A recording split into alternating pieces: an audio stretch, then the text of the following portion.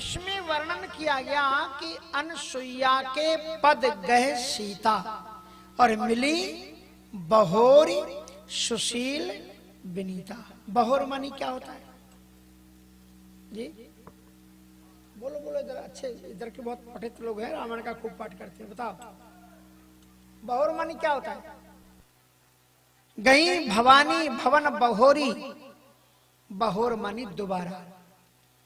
तो यहाँ एक प्रश्न पैदा नहीं होता कि इसके पहले कब मिली थी? रामायण में इसके पहले कहीं भेंट हुई है क्या? मिली बहोर सुशील विनीता। और एक विशेषण दिया कि सीता जी सुशील और विनम्र होकर के मिली। ये वो माता अनसुईया है जिनकी परीक्षा लेने के लिए तीनों देवियां आई थी। अपने अपने पतियों को भेज दिया था और जब आई हैं तो उनके पतिदेव आए हैं तो उनको उन्होंने बच्चा बना लिया था। और फिर तीनों देवियों को जाकर के उनके चरणों में नतमस्तक होना पड़ा था। तब बड़ा अभिमान था कि मैं तो लक्ष्मी हूं। लेकिन उनका अभिमान उनके पतियों को बच्चा बना करके चकनाचूर कर दिया था। इस भारतवर्ष की जो बिना पढ़ी लिखी नारी है, यदि वो पतिव्रत धर्म का आचरण करती है तो तीनों देवियां उसके चरणों में मस्तक झुकाती हैं, प्रणाम करती हैं।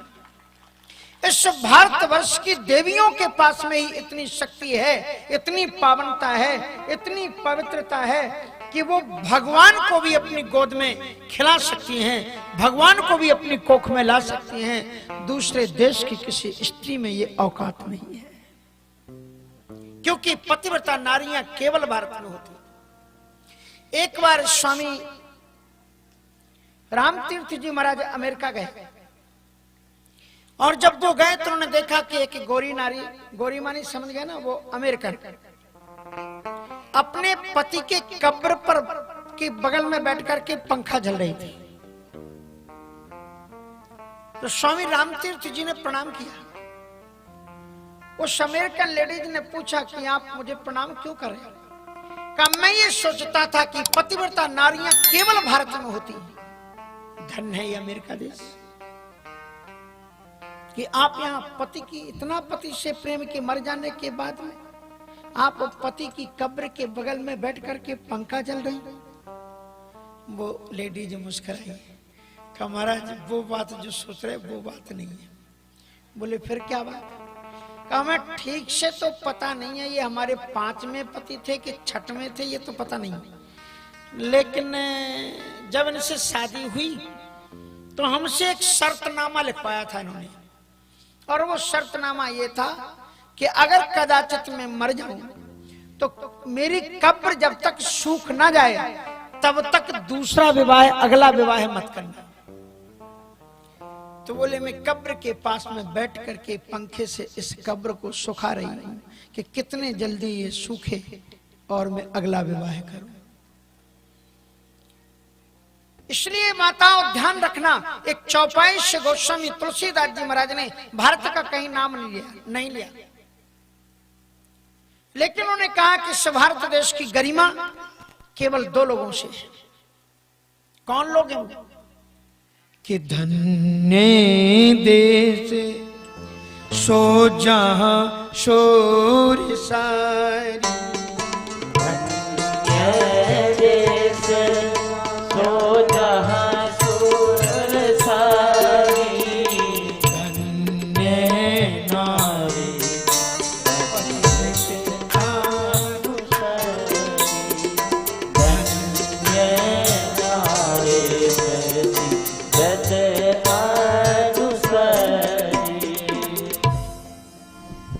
नारी के लिए सूर्य को भी रास्ता देना पड़ा था। और एक तो भारतवर्ष की ऐसी नारी हुई, इतनी दबंग नारी थी कि हमराज उसके पति को लेकर के चल दिए, उसने पीछा किया है हम लोग तक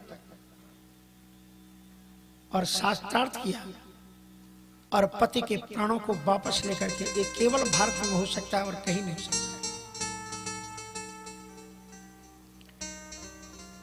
और वो कौन नारी थी? सावित्री। सत्यवान के प्राण जब निकल गए तो यमराज के हाथ से कहा तुम मेरे रहते हुए मेरे पति के प्राणों को नहीं ले जा सकते।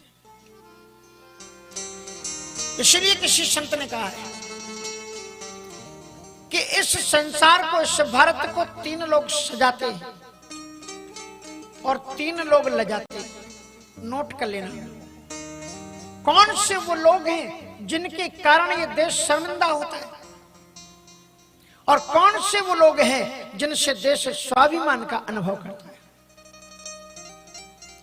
3 सजावत देश को, सती संत अरुसूर। इस देश का श्रृंगार, इस देश की गरिमा 3 लोगों से, सती चरित्रवान नारियों से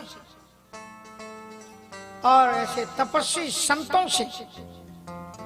3 सजावत देश को, सती संत अरुसूर। लेकिन सती और संत अपने देश के अंदर बैठकर, अपने घर के अंदर अपनी रक्षा कैसे कर पाते हैं? उनकी रक्षा कौन करता है? जो बॉर्डर पर अपनी छाती को लगा करके ठंडी में, सर्दी में, गर्मी में जो सुरमा बांकरे, जो हमारे सैनिक, जो मिलिट्री के लोग खड़े रहते हैं, उनके कारण हम लोग यहां बैठे हैं। ये 3 लोग हैं जो देश का श्रृंगार करते हैं। 3 सजावत देश को, सती। पहले सती का नाम लिया, क्यों? क्योंकि वो चाहे संत हो और चाहे वो मिलिट्री में गया हुआ नौजवान हो, उसको राष्ट्रभक्ति या राम भक्ति किसने सिखाई? मां ने सिखाई। इसलिए पहले सती का नाम लिया गया।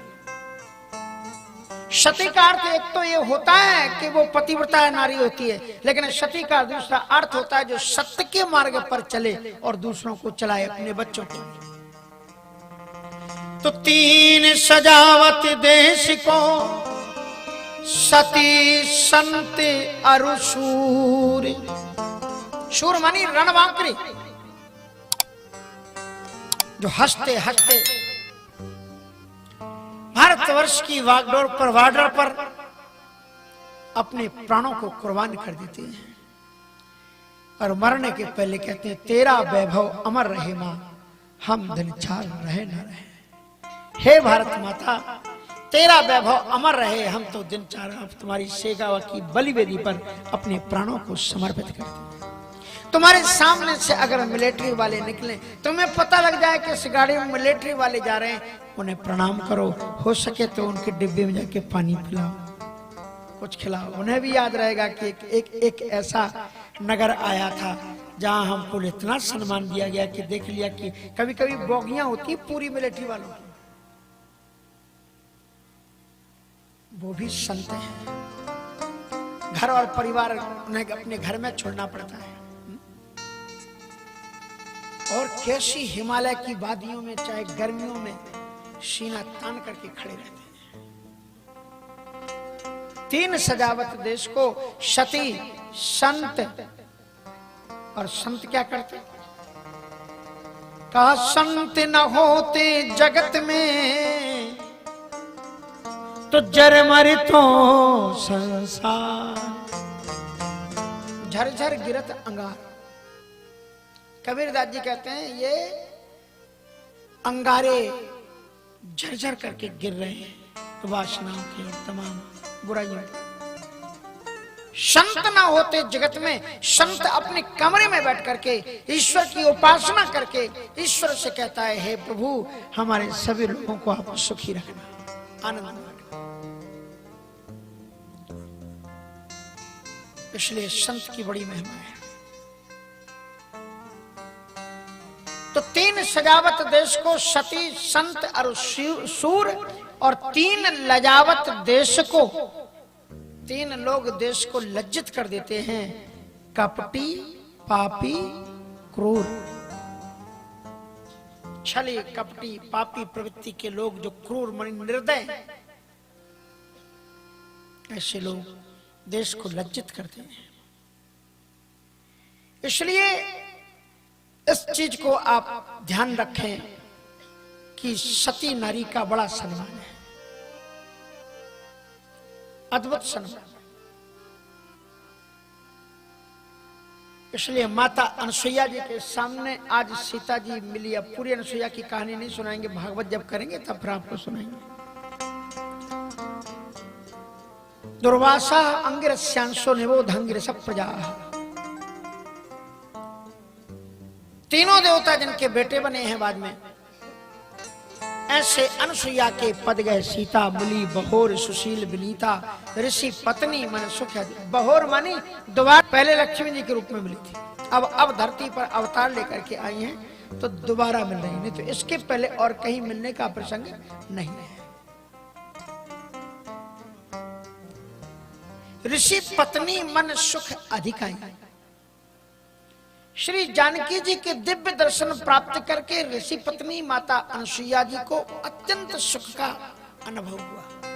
आशीष दे निकट बैठा और फिर पतिव्रत धर्म का उपदेश उन्होंने दिया है। और बड़ी सुंदर बात कहती है कि उत्तम के ऐसे बसे मन मा, उत्तम के ऐसे बस मन मानी, सपने हुआ पुरुष जगना, सपने हुआ पुरुष जगना,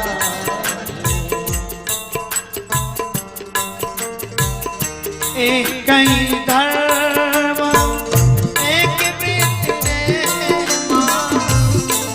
कई धर्म एक वृत्ति काये बचने मन काय बचने पति पद स्त्री के लिए सबसे बड़ा धर्म है मनसा वाचा कर्मणा पति की सेवा।